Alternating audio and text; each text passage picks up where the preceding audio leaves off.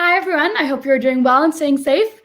Just a reminder, you are listening in to 17 for 17, a virtual event celebrating my 17th birthday with 17 amazing speakers, artists, performers, and all advocates for girls' education. And so I'm really excited to be hosting this throughout the day.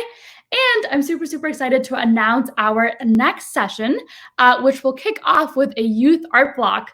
And so I'm just going to introduce the three speakers, performers, artists who will be kind of taking over this art block. So first of all, we have Angelina, who is a Syrian-American harpist, and she'll be sharing a little bit about her story, but also playing two pieces on the harp for us. So super excited for that.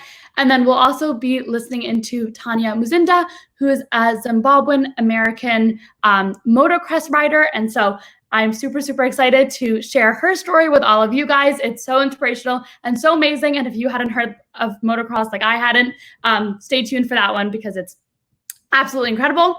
And then finally, we'll be hearing from Aurélia Durand, who is a French artist who uses her art to empower and lift up the voices of people of color. And so I hope you enjoy listening to her speak. She'll also be sharing some of her illustrations, and she was so kind to illustrate one for this event, which will be in the slideshow next to her. So please do enjoy, and remember to post all over Instagram and social media platforms using the hashtag 17for17 and Girls Education.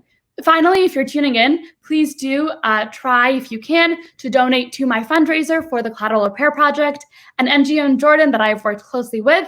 They're absolutely incredible and do a wonderful job empowering young girls in Jordan. Specifically, they also help refugee girls, and they help them reintegrate into schooling systems and also reduce their trauma-induced anxiety, which is often very, very important. So with that, I'm super, super excited to kick off our youth art block with Angelina, Syrian-American harpist. Hi everyone, I'm Angelina. I came here from Syria 8 years ago, and I started playing harp 3 years ago. I started out on the harp on a smaller lever harp, and then I started advancing, and I needed this big, beautiful pedal harp. I love to use music to help others, and I'm so excited to play some music for you guys. When I grow up, I want to become a doctor so that I'm able to help others. I have been very lucky to receive and have access to a great education, and I know that many other girls have don't have this access, and I especially care about girls' education for refugee girls in camps after the Syrian war, and I want to help them to receive a good education like they would have if not for the war. Now I'm going to play two songs for you. My first song is Cola by Bernard Andres.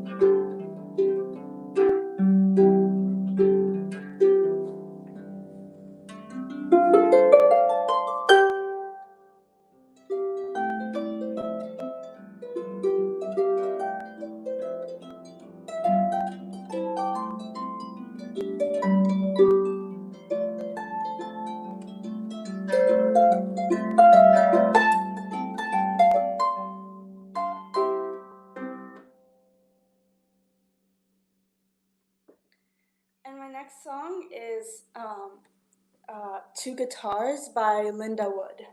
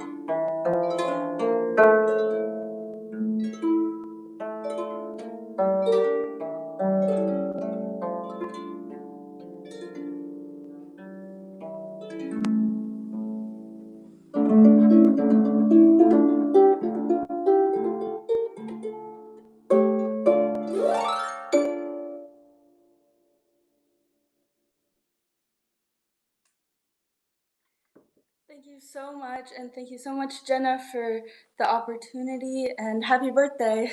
Thank you so much, Angelina. That was wonderful. Can you quickly share one more thing about why you care so much about girls' education?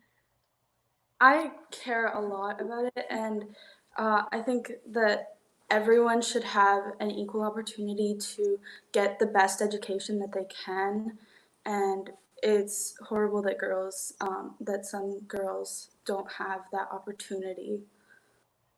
Yeah, thank you so much for sharing. And the harp was absolutely beautiful. I'm actually a harp player myself, and that's not how Angelina and I first met, but it's definitely something that I think we've stayed connected over. And so it was just a pleasure hearing you. And thank you so much for joining us. Thank you. Hi, Angelina. So next up, we have Tanya Muzinda, who'll be joining us in just a few minutes. She is a Zimbabwean motocross rider, and she is absolutely amazing. She was 13 when she became recognized worldwide for her motocross riding.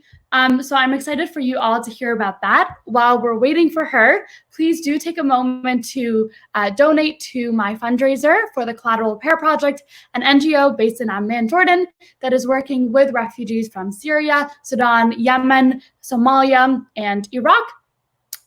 To really support them as much as possible. Specifically, the fundraiser is for their Supergirls program, which I am a huge fan of. Basically, their Supergirls initiative helps encourage young girls from around the world and reintegrates refugee girls specifically into Jordanian school systems because oftentimes these girls may have been out of school for 2 or 3 years because of the trauma and the tragedies that have happened in their home countries. And so I really do encourage you to donate if you can, but thank you again for donating if you have already. And I will just take this opportunity to do a quick look ahead towards the day. So obviously right now we are in our youth art block, and Tanya will be speaking really soon about her motocross riding. After that, she will be followed by Aurélia Durand, who will be talking about her career as an animator and an illustrator who lifts up the voices of people of color around the world. After that, I'm pleased to announce that we will have a session that will be divided into two, and it features two YGLs, which is super, super exciting. So the first is Drew Katawaka, who's an American artist, and she'll be talking about how we need to put the art back into STEM, right? So from STEM to STEAM, and the importance of that, and how girls' education can be advocated for using her art. And then we'll be listening to Vikas Poda. He is actually putting on an amazing conference tomorrow made by teachers for teachers about education and the new normal given COVID-19. And I think he'll be talking a lot about specifically how COVID-19 has impacted girls' education efforts worldwide. And so I'm really excited to hear that session, and I'm looking forward to tuning in there. After that, at 1 p.m., we will be listening to Kavya and Tanya, which is a heart-to-heart between a mentor and a mentee. And so do tune in for that. I see Tanya has joined us, and I'm super, super excited to pass the baton to her for her to share a little bit about her motocross riding. Hello. Hi there. My name is Tanya Muzinda, and I'm a motocross rider. I'm 15 years old, and I started riding ever since I was 5 years old. I grew up and I was born in Zimbabwe, a country in Africa. I'm not sure a lot of people know it, but that's where I started my journey. And at the age of 9 years old, I was appointed the EU ambassador for food security and gender. And this past experience for my motocross, it has opened opportunities and different doors, and it's not just riding to me. There were so many times where I wasn't able to find the sources and funds to continue my career, and I just thought of like other people that may be in the same situation as me, and I thought of school children in Africa and how they spend years without going to school because they can't afford to go to school to pay their school fees, and they don't have parents, their parents are disabled or they're deceased. So I decided to help them, and I've been paying school fees for about 500 kids, and 300 or 200 of them are girls.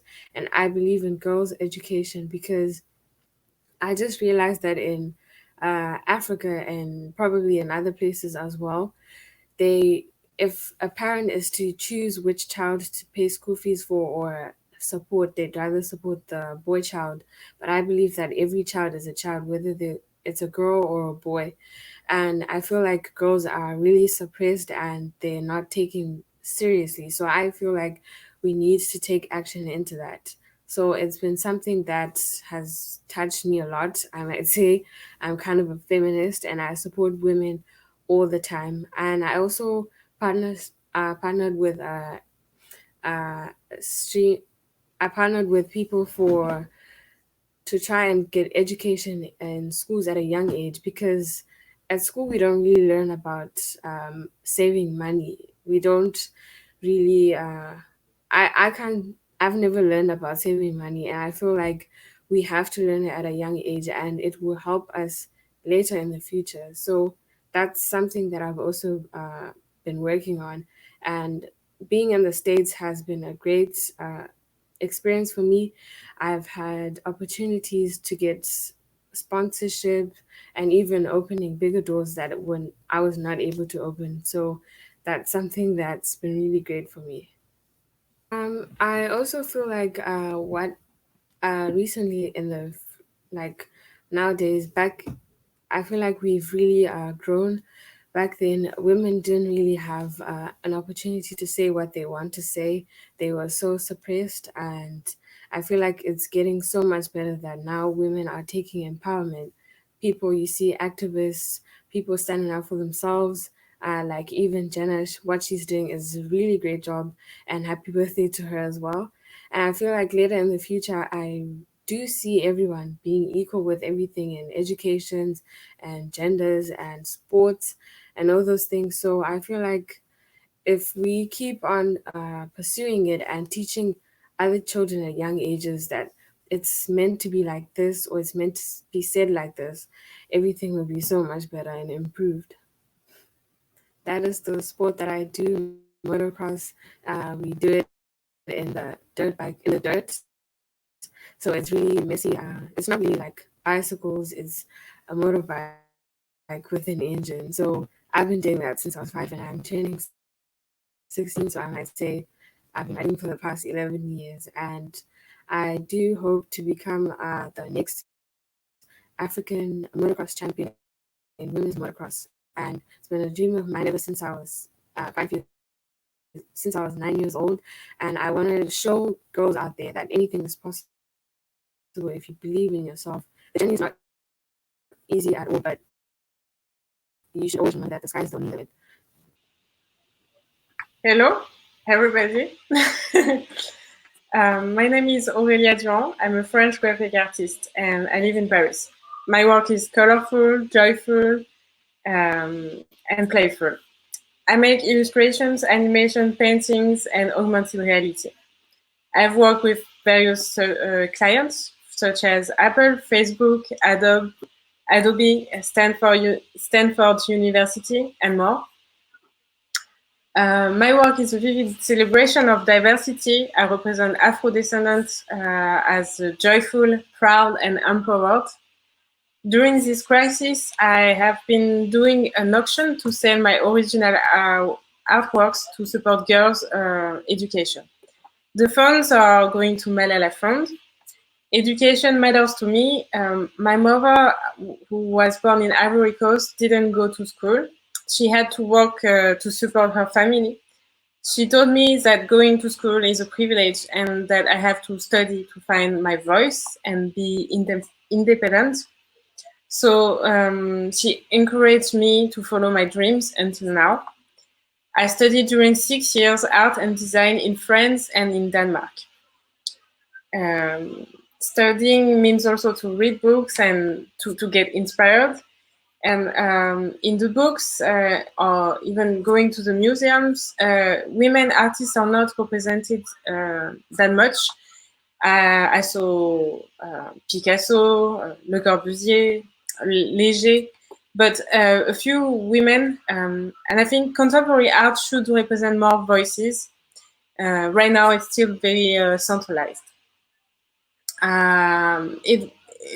It was very hard as a young Black woman to believe that I could break through as an artist because I had a different stories than others, and it would also take courage to break the rules, and it did actually. So after graduating, I had to rethink my ambition as an artist. What would I do? Why and how? I was on this question for 4 years until I published the first, for the first time, my illustration on Instagram. I decided to represent Black characters with vibrant colors. I wanted to express my diversity because I come from a family, a multicultural family, and I have traveled in different countries. And also I have friends from different countries. I have always been curious to know cultures, and it helped me to understand people and stop believing in conceived ideas. And last January, I published my first illustrated book with Tiffany Jewell. The book is, this book is anti-racist. It's a book for people who want to know how to deconstruct the systematic racism. It's for everyone, mostly for young teenagers, but it's for everybody. There is exercise to understand your own history and others. And I think education matters to me. Education matters so we can build a future with more equality and respect for the difference. Yeah, that's it, I guess. Thank you so much to the three artists who shared their stories. Girls' education is really, really important, and it is so inspiring for me as a young 17-year-old to see their stories and see how they are lifting each other up, and then also kind of understand and see firsthand how I think personally that our future is in amazing hands, right? And I think after watching that session, I'm sure all of you watching in could definitely agree with me. I just want to take this opportunity again to remind everyone that if you're able, please do donate to the Collateral Repair Project. My fundraiser for them is going specifically to the Supergirls program, which is an amazing program that helps empower young refugee girls in Jordan from a variety of places. But again, I am so grateful for all our speakers who are joining us here throughout the day. I think it has been an amazing day thus far. And I know we have some amazing speakers lined up for the rest of the day too.